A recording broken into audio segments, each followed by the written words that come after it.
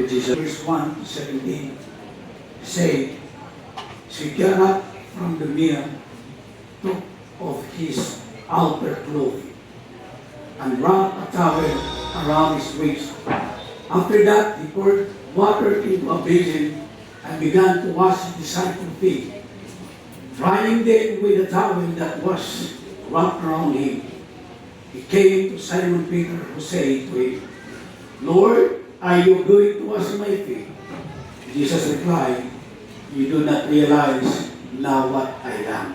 Not by just my feet, but my hands and my head as well.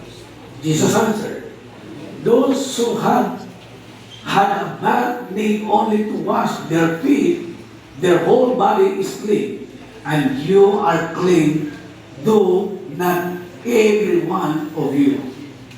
For he knew who was going to betray him. That was why he said not everyone was clean. When he had finished washing their feet, he put on his clothes and returned to his place. Do you understand what I have done for you? Yes, David. You call me teacher and Lord, and rightly so, for that is what I am. Washing of feet is simplicity, acting for leadership. Lahat po talaga ng papasok during the Passover festival, lahat po na papasok sa pamamahay bago kumain, nagbukas po sila ng paa. Kasi that time, wala pong lamisa. Lahat po sila ay umupo lamang sa isang kainan. Kaya ginawa po ni Kristo. Bakit? Dahil isimbolic po humility.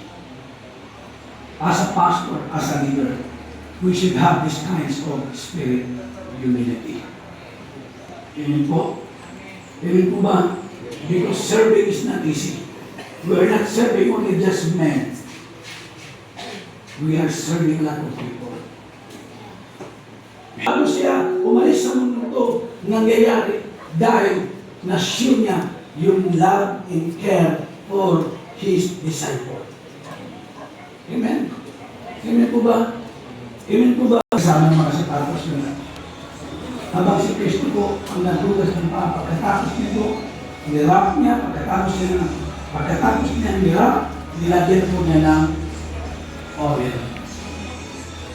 Sabi po, ang ating mga paa, kahit saan-saan tayo lumalakad, maging malinis ni Paa.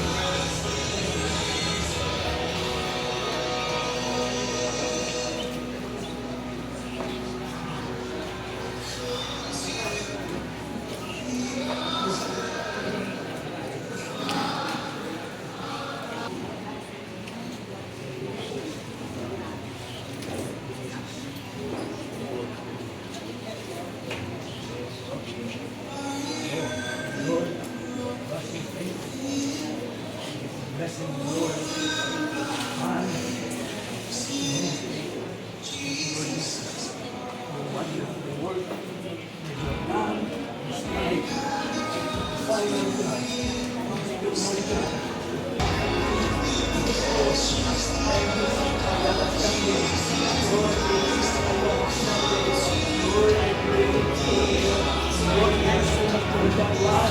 We want you to say, Lord, help us so much, Lord God, for the life that you've given her, Lord God. Let, Lord God, the word of information, and Lord, thank you so much, Lord God, while you're studying your word, thank you so much, Lord God, thousands of people, thousands of believers coming in, Lord God.